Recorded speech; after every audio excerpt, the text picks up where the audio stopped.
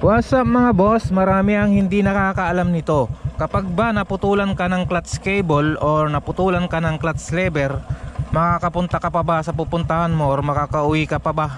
Ang sagot doon ay opo, makakauwi ka or makakapunta ka pa sa pupuntahan mo.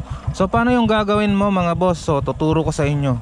Katulad nito mga boss, naputulan tayo ng clutch lever, yon nalaglag. Nandito yung cable. So paano natin gagawin na umuwi? Yan, mayroon naka-tricycle tayo mga boss. So ganito lang mga boss. Syempre una dapat umaandar yung inyong motor at naka-neutral, di ba? Yan. Ang gagawin nyo lang mga boss ay tutulakan nyo ng paa hanggang umusad yung motor, di ba? Kahan natin. Yan.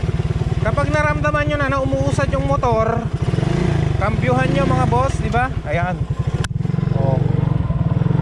Naka-primera na siya mga boss, di ba? Tumatakbo na. Pwede ka na magsigunda. Yun.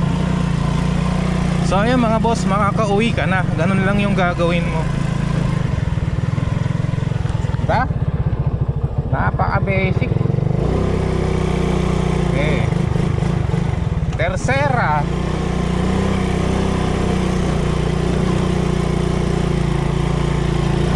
O yan, kwarta. Oh. Diba?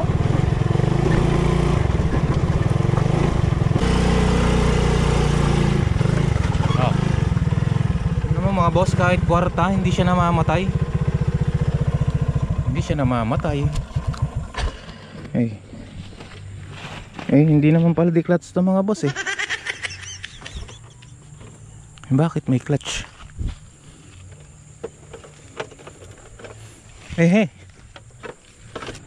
Hindi naman pala di-clutch to mga boss eh. Bakit kaya may cable? Hindi naman pala nakalagay. Sino kayo naglagay na ito?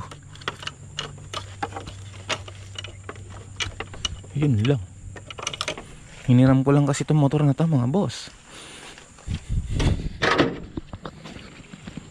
Tara, uwi na tayo. Ngayon palang clutch to.